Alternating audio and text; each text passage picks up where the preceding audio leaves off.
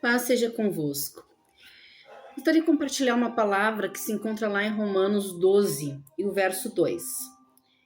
E não vos conformeis com este século, mas transformai-vos pela renovação da mente, para que experimenteis qual seja a boa, agradável e perfeita vontade de Deus. Eu quero compartilhar essa palavra porque eu entendo que ela tem muitas implicações, né? E uma dessas implicações eu quero tratar hoje desse assunto, que é sobre algo que nós iniciamos quando falamos sobre a mesa no deserto, que Deus é um Deus de gerações, que Deus é um Deus geracional, que Deus é um Deus que ele não trata com um único indivíduo, mas que Deus ele trata com a sua descendência. E é importante nós passarmos a observarmos isso, passarmos a observar que Deus ele não está com foco somente na minha vida, que a salvação de Deus, quando ele salva uma pessoa, quando ele tira das garras de Satanás alguém, o indivíduo que estava aprisionado, o indivíduo que estava ali nas garras de Satanás, destruído, completamente uma vida de fracasso, uma vida de desilusão, uma vida de sofrimento, uma vida de instabilidade. Todas essas situações que acontecem na vida do ser humano antes dele encontrar Jesus, Deus vai lá e trata com a vida daquela pessoa, Deus vai lá e limpa aquela pessoa, cura, transforma, redime ela, dá um novo selo, dá uma nova roupagem e essa pessoa passa a viver em novidade de vida. É isso que nós entendemos que acontece com o indivíduo que é tratado por Deus a partir do Evangelho de Cristo. Só que quando Deus faz isso, ele não está com foco somente nesse indivíduo, somente nessa pessoa. Ele quer atingir outros. Em primeiro lugar, a sua descendência, em primeiro lugar, a sua casa, a sua família. Se essa pessoa já tem descendentes, se essa pessoa já tem uma família pronta a partir dele, Deus quer atingir também essa família, Deus quer focar nessa família também, e Deus quer focar nas próximas gerações, porque Deus é um Deus geracional. Então, quando nós lemos esta passagem, que não é para nós nos conformarmos com este século, com este presente momento, com aquelas regras ditadas agora, aqui nesse momento, e que é para nós renovarmos a nossa mente. Então, a nossa mente precisa ser renovada, porque Satanás ele não trabalha só para esta geração. Satanás está trabalhando para as futuras gerações, a destruição nas futuras gerações, porque um ciclo de iniquidade é iniciado através do momento que uma pessoa ela é ímpia e ela comete iniquidades. Então, há um ciclo de iniquidade. E dentro da sua geração também vai acontecer esse ciclo de iniquidades. Por essa razão é preciso nós renovarmos a nossa mente.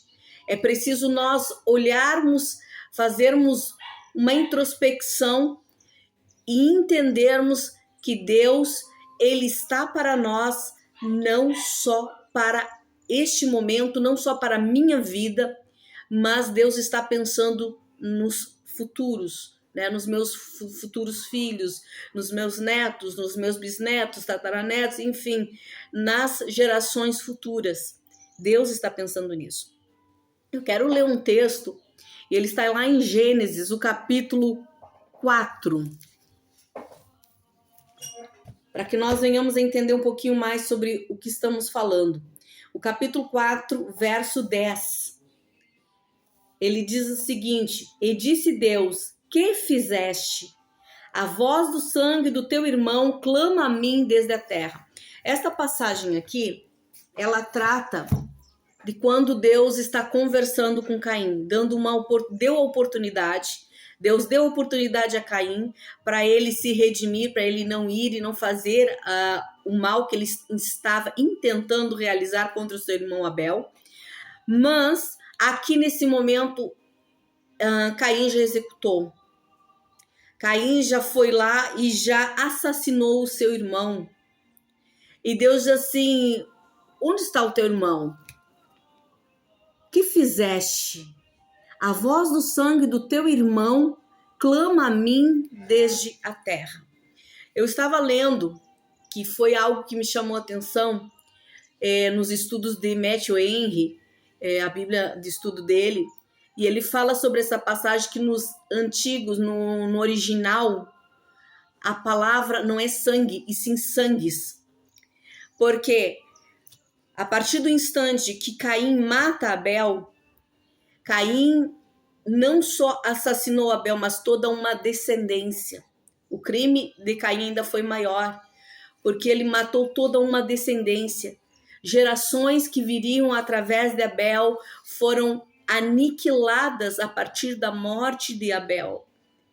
Os sangues, que no caso que é o original que fala esse estudo do Matthew Henry, que diz que os sangues, eles clamam a Deus, estariam clamando a Deus. Por quê? Porque as gerações futuras, elas foram impedidas de vir à existência. As gerações futuras foram abortadas através desse ato que Caim teve contra a vida de Abel. Então Deus dá importância, sim, às gerações. Deus dá importância àquelas pessoas que virão depois de nós. E se Deus dá importância para isso, se Deus se preocupa, e também o inimigo se preocupa, o diabo, o inimigo das nossas almas, aquele que tenta nos destruir a todo instante, aquele que veio para roubar, matar e destruir os sonhos, os planos de Deus, os projetos do Senhor para as nossas vidas, ele está pensando no futuro. Ele está pensando nas futuras gerações, ele está pensando nos nossos filhos. Enganamos-nos nós quando achamos que está tudo bem, que se nós simplesmente criarmos os nossos filhos e levarmos eles para a igreja, e lá eles vão na escolinha, participam do cultinho, e é só isso. Não. Enganamos a nós mesmos. Se não construirmos uma vida de oração, uma vida de edificar a vida dos nossos filhos, de cuidar da vida dos nossos filhos. Desde que eu me tornei mãe, eu já sabia da importância, né, de nós alicerçarmos os nossos filhos no Senhor. E vendo esse mundo que é mau, vendo essa geração que é tão má, esse presente século que engana, que distorce, que deturpa a palavra de Deus, que faz uma inversão satânica daquilo que Deus criou, né? Hoje em dia, eu não tenho nada contra os animais, tenho 2 bichinhos na minha casa, mas cada animal, os animais, eles têm que ter os seus lugares. O animal é o seu lugar, um lugar de animal. Ele não é gente, ele não é filho, ele não é neto, ele não é um membro da família, ele não faz parte de uma família. Ele é um animal. Ele é um animal irracional. Ele não é um animal como uma pessoa que tem um espírito. Ele tem a alma, mas ele não tem o espírito. Ele tem os sentimentos, mas ele não tem o espírito. O espírito dele não volta a Deus. Como o nosso espírito volta a Deus? Então, animal no seu lugar. Só que hoje nós vemos leis que parece que favorecem mais os animais do que as pessoas, inversão de valores. Vemos uma deturpação do gênero humano, que cada um pode seguir o caminho que deseja seguir, e isso é uma deturpação de homem com homem, mulher com mulher. Isso é uma deturpação das escrituras. E a Bíblia já fala sobre isso. Valores que foram mexidos, que foram modificados através da sociedade, do presente século em que nós vivemos. Por isso, a necessidade de renovarmos a nossa mente, de termos uma mente renovada pelo Senhor, de termos uma mente que seja não conforme a estrutura do século que nós vivemos, da sociedade que nós vivemos, das normas que estão sendo ditadas nessa sociedade, das regras que estão sendo ditas, que nada é verdade absoluta. Há uma distorção de valores, há uma distorção. E nossa família, nossos filhos precisam ser protegidos. A nossa casa precisa ser protegida. Os nossos amados, que são a preciosidade que Deus nos deu, que são os nossos filhos, dádivas do céu. Eu ouvia outro dia uma mensagem que falava acerca de que os nossos filhos, quando são entregues a nós, quando eles nascem, quando eles são aquela sementinha, aquele bebezinho, aquela coisinha pequenininha, sem maldade, sem pecado, sem uma consciência do mal, naquele instante, porque eles são muito pequenos, eles já foram dados a nós com direito à salvação. Eles já são salvos. No momento que eles nascem na nossa casa, eles são salvos. Porém, como todos nós, exposto a este mundo, exposto aos conceitos deste mundo, exposto à maldade desse mundo, exposto aos erros que são incutidos, aos sofismas, às mentiras disfarçadas de verdade, os nossos filhos, eles vão tomando consciência do mundo e aí, a partir daí, começam a tomar decisões porque já são conscientes. E sendo conscientes, eles tomam as suas decisões. E quais serão as decisões que os nossos filhos irão tomar? Será que eles tomarão decisões que seguirão a Cristo? Será que eles tomarão decisões que vai fazer com que eles prossigam para o alvo que nós estamos traçando para eles? Você entende o que eu estou falando? Você entende o que eu estou dizendo? Da preocupação que nós precisamos ter com os nossos pequenos, com os nossos filhos, com a nossa futura geração, com aqueles que amamos, cercá-los pela proteção de Deus. Talvez você diga, mas minha irmã, os meus filhos já estão crescidos, minha irmã, os meus filhos já estão fora da minha casa, já estão fora dessa realidade de eu criar os meus filhos. Pois bem, as tuas orações protegem os teus filhos, as tuas orações levam os teus filhos à presença de Deus, a um relacionamento com o Senhor. Eu oro pela minha filha, pelos meus enteados, eu clamo ao Senhor para que o Senhor os proteja, para que o Senhor os guarde, para que o Senhor os livre de todo mal, para que o Senhor construa ao redor dele uma muralha onde as setas malignas de Satanás, elas não atingirão a mente das minhas crianças, elas não atingirão o coração das minhas crianças, elas não atingirão o espírito das minhas crianças, mas que elas sejam protegidas. Eu oro, eu clamo, eu me coloco de rogos ao Senhor, em clamor, em súplica pela vida dos meus pequenos, porque eles ainda são pequenos e podem ser preservados da maldade futura. Eles podem ser preservados de viver uma vida na sua juventude, longe do caminho do Senhor, fazendo escolhas que depois eles se arrependerão.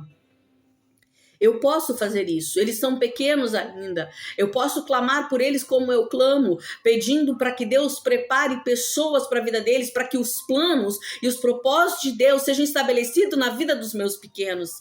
Mas você pode também orar pela vida dos seus filhos, clamar pela vida dos seus filhos para que Deus os alcance, para que o Senhor tenha misericórdia deles, para que eles tenham um encontro com o Senhor, para que eles tenham uma vida modificada e eles comecem a ser dirigidos pelo próprio Deus. Você pode fazer isso, porque as nossas orações, irmãos, as nossas orações, o nosso clamor, a nossa súplica, ela permanece diante de Deus. Nós podemos partir dessa terra, mas as nossas orações ficam, as nossas orações permanecem, estão diante de Deus no incensário. As orações dos santos estão diante de Deus no incensário, onde diz a palavra que vem raios, vem trovões, e são as orações dos santos que o Senhor está respondendo, que o Senhor está ali colocando o seu fogo sobre as suas orações. Então as nossas orações têm valor, têm poder, têm respaldo, elas permanecem. Mas enquanto estamos nessa terra, todas as escolhas que nós fizermos, quando os nossos filhos são pequenos, todas as escolhas que nós fizermos, nós vamos acarretar na vida dos nossos filhos, vai ser refletida na vida dos nossos filhos, porque nós deixamos heranças. São heranças para eles. Que heranças estamos deixando? Que herança, que legado estamos deixando? É uma herança de fé, é uma herança de palavras produtivas, palavras que permanecem, de palavras que edificam, de palavras que vão construir ao invés de destruir. Que herança estamos deixando? Qual é o legado que estamos deixando? A palavra diz que é para renovar a nossa mente, que é para renovar a nossa mente para que nós venhamos a experimentar qual seja a boa, agradável e perfeita vontade de Deus. Para que nós experimentemos qual seja a boa, agradável e perfeita vontade de Deus. Para experimentarmos isso, precisamos renovar a nossa mente, precisamos abrir a nossa mente e crermos, e vermos, e enxergarmos que a nossa casa, que a nossa família, nós temos um papel fundamental. Eu estou falando para pessoas que sabem, que já têm uma vida, que já têm uma experiência com o Senhor, que já têm um relacionamento com o Senhor, que já têm um conhecimento acerca de Deus, para que nós venhamos ampliar a nossa visão, ampliar a nossa mente, de uma forma a entendermos, conforme Deus quer que nós venhamos a compreender essa palavra. Então lá está um Abel. Lá está um Abel que foi morto e a sua descendência toda não veio a existir. O que nós deixaremos para a nossa descendência? O que nós deixaremos? Porque tudo o que fazemos é herança.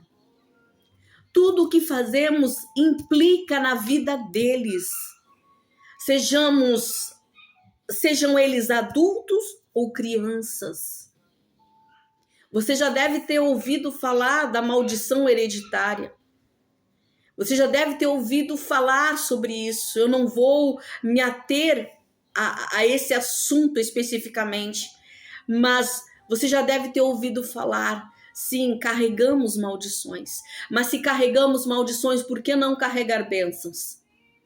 Por que não construirmos alguma coisa aqui nessa terra para que a nossa família seja privilegiada, seja abençoada através das nossas escolhas, através das nossas atitudes? Se eu escolher me consagrar a Deus, se eu escolher orar ao Senhor pela minha família, orar ao Senhor pela minha casa, interceder pelos meus filhos, clamar ao Senhor desde já. Eles são pequenininhos, mas eu já estou pensando na esposa, eu já estou pensando no esposo, eu já estou pensando no futuro, no propósito de Deus para a vida deles. Eu já estou pensando ali na frente que eu não quero que eles caiam em ciladas no mundo de viciados, de drogas. Eu não quero isso para minha família. Eles podem ser poupados, eles podem ser cuidados, dependendo das escolhas que eu faço agora, neste momento. E se eles já estiverem envolvidos com isso, Deus pode livrar através das minhas orações, através do meu clamor, através da minha súplica, através do meu jejum, através da minha entrega ao Senhor, de eu entender que realmente eles estão perdidos e precisam de salvação, precisam de uma restauração em suas vidas. Nós precisamos entender que aquelas escolhas que nós fazemos aqui, elas refletem na vida, na descendência da nossa família. Elas refletem na vida daqueles que nos seguirão após nós. E que as minhas escolhas, sejam elas escolhas certas, sejam elas escolhas erradas, elas vão refletir na vida dos meus filhos, sejam eles pequenos ou adultos que já não residem mais comigo. É herança, é herança, é herança. Por isso as palavras que eu profiro também sobre eles, as palavras que eu libero sobre eles, as declarações que eu faço sobre a vida dos meus filhos, elas têm um significado e elas têm uma importância muito grande. Aquilo que eu libero, eu li anos atrás a quarta dimensão. E a quarta dimensão fala sobre fé, sobre como nós vemos e enxergamos, sobre como nós proferimos, ousamos proferir palavras antes mesmo que as coisas tenham acontecido, antes mesmo que as coisas tenham se materializado. Na verdade, fé é isso. Elas não se materializaram ainda. Elas não se materializaram, mas eu creio, eu acredito, eu confio, eu sei que Deus vai intervir naquela área pela qual eu estou orando, pela qual eu estou intercedendo, pela qual eu estou clamando. Eu sei que Deus vai intervir. Então, meu irmão, em nome de Jesus, eu gostaria que você parasse um minuto, se você puder, e refletir sobre isso.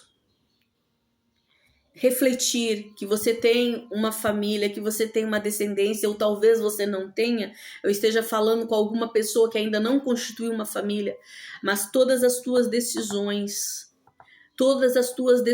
elas implicarão de alguma forma na vida dos teus descendentes. Se você optar pelo errado, você pode ter certeza que ali adiante um dos teus descendentes vai optar pelo errado, o errado, ir para um caminho de vícios, ir para um caminho de dores, ir para um caminho de sofrimento, porque as escolhas foram erradas. Mas se você optar também em ser diferente, em construir, que é o que eu quero me ater mais, em construir uma vida alicerçada em Deus, uma vida espiritual, a tua descendência estará protegida. A tua descendência vai estar alicerçada. A tua descendência vai herdar essa convicção. Não que eles não precisem deixar, ou melhor, que deixemos de orar por eles, porque o inimigo das nossas almas está sempre ao nosso derredor, buscando quem possa tragar, é o que nos diz a palavra. Mas eles já conhecerão a palavra, os teus filhos, a tua geração, os teus descendentes. Eles já terão uma comunhão com o Senhor, eles já terão uma relação. E é isso que eu quero, nesta tarde, lançar para você, esse desafio de nós olharmos. Eu tenho que olhar para minha casa, eu tenho que olhar pelos meus filhos, para aquilo que estamos construindo. Se eles estão vendo eu construir uma vida de comunhão com Deus, de relação com Deus, quais são as palavras que saem da minha boca? São palavras negativas, são palavras de depreciação, são palavras de murmurar quando as coisas não dão certo, reclamar quando as coisas não dão certo, discutir, brigar, blasfemar contra Deus quando as coisas não dão certo, ou se eu fico ali firme dizendo Deus vai mudar essa situação, Deus vai mudar essa situação. Eu sei no Deus em quem eu tenho crido, eu creio nas promessas de Deus, eu creio naquilo que Deus designou ao meu coração, naquilo que Ele estabeleceu para a minha vida. Eu creio no que eu vou me firmar, no que a minha família vai se firmar, o que a minha família vai ver, o que os meus filhos vão ver, o que a minha herança, o que eu deixarei de herança, o que eu deixarei de legado. Eu digo sempre para Deus, Senhor, eu quero um legado de fé, eu quero um legado do sobrenatural na vida dos meus filhos, eu quero um legado. Eu sei que muitos já viveram isso e eu quero viver isso. Eu quero que a minha família, os meus descendentes, eles vivam isso. Eles tenham as suas próprias experiências com Deus. Eles têm o seu relacionamento com Deus alimentado, fortalecido. Eu quero que eles invistam nisso. E para isso eu preciso investir. como matriarca, você como matriarca, você como patriarca da sua casa, da sua família.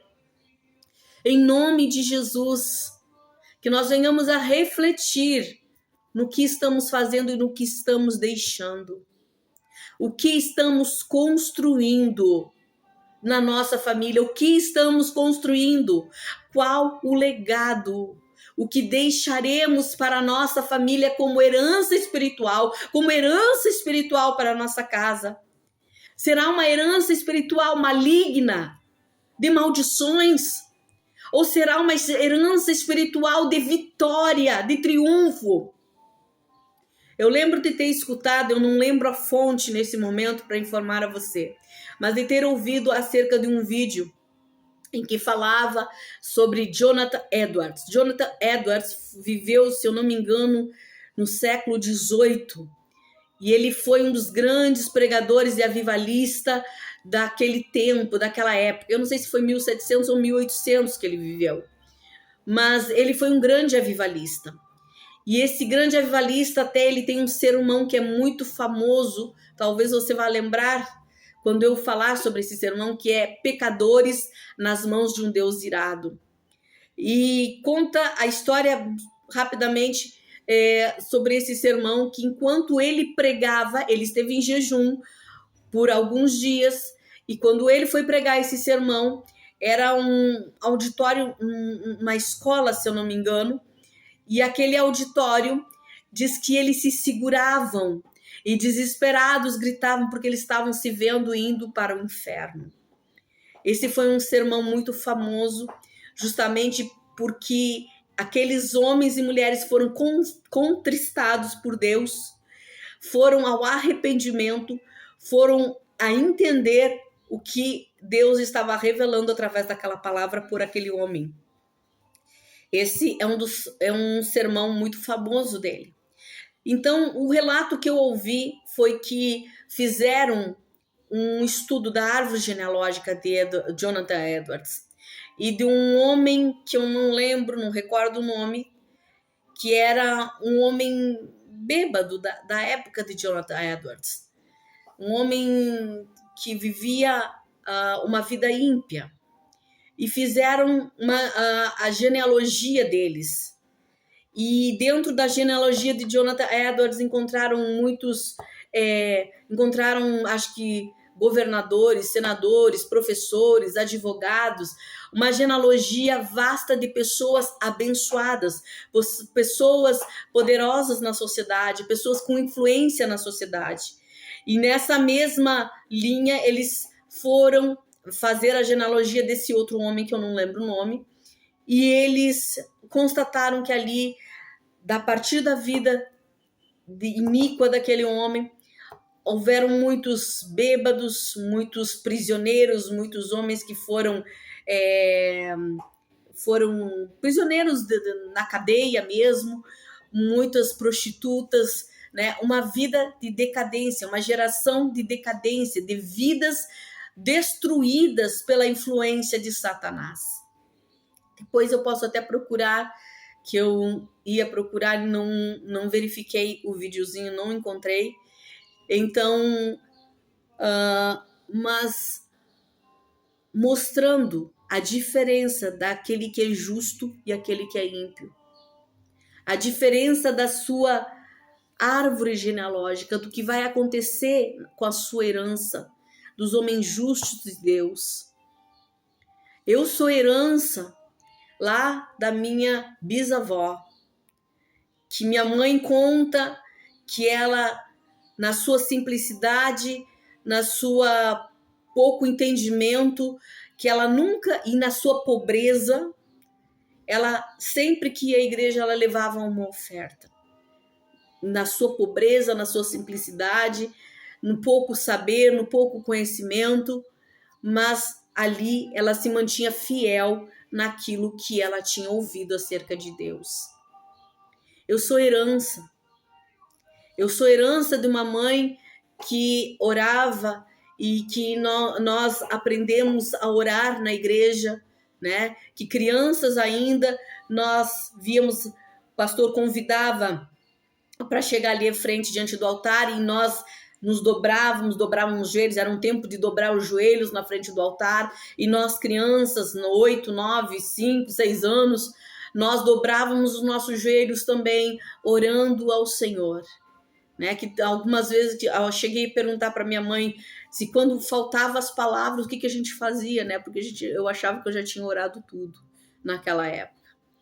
Então, o que eu quero compartilhar com você, meu irmão, nesta tarde, é que esse Deus é um Deus geracional, que quando Ele está olhando para nós, Ele não olha só a minha vida, Ele enxerga as futuras gerações que sairá daqui, com quem Ele vai poder contar daqui, como será o relacionamento dos meus filhos, dos meus netos, dos meus bisnetos, se chegarmos a isso. Como será o relacionamento deles com Deus? Porque Deus é um Deus geracional. Não se conforme com este século. Se você fizer algum dano a você mesmo, você não está prejudicando somente a sua vida, você está prejudicando a sua futura geração. Se você fizer uma escolha errada nesta vida, você está liberando essa maldição sobre a vida da sua família. Você está liberando, você está abrindo portas para que coisas ruins venham a acontecer para a sua descendência. Mas abra portas espirituais de bênçãos para a sua família. Vá para o pó, vá para a presença de Deus. Vá para o clamor e para a súplica. Profira. Se você na ignorância, porque Deus não leva em conta o tempo da ignorância, se você não sabia desses fatos que eu compartilhei com você nessa tarde, se você não tinha conhecimento, então agora que você tem conhecimento, peça perdão pelos pecados, pelos erros, pelas palavras proferidas, pelas atitudes que você tomou sem ter conhecimento do que afetaria a sua futura geração. Peça perdão ao Senhor e peça para que seja limpo o caminho dos seus filhos. Ore e clame pelos seus filhos mais do que nunca neste tempo, nesses dias. Ore, coloque a sua família em oração. Não entregue eles ao cultinho de domingo, que é só uma vez, ou o culto de sábado, enfim, a reunião bíblica. Não entregue eles a esse momento apenas enquanto eles estão à mercê de um mundo, de um século que é pervertido, que é enganoso, que é cruel e que a todo instante busca roubar a vida deles. Em nome de Jesus, meu irmão, eu quero deixar essa palavra para você. Deus é um Deus geracional. Que não haja um clamor de sangue, que não haja um clamor de sangue por causa de sonhos, de objetivos que podiam ter sido diferentes e foram interrompidos pela nossa ignorância, pela nossa negligência na vida dos nossos filhos. Mas em nome de Jesus, que os nossos olhos se abram e que a nossa mente seja renovada para que verdadeiramente venhamos a experimentar qual seja a boa, perfeita e agradável, ou melhor, agradável e perfeita vontade de Deus para nós. Em nome de Jesus. Eu quero orar neste momento, entregando as nossas casas, nossas vidas, nossas famílias, nossos filhos, principalmente os nossos filhos.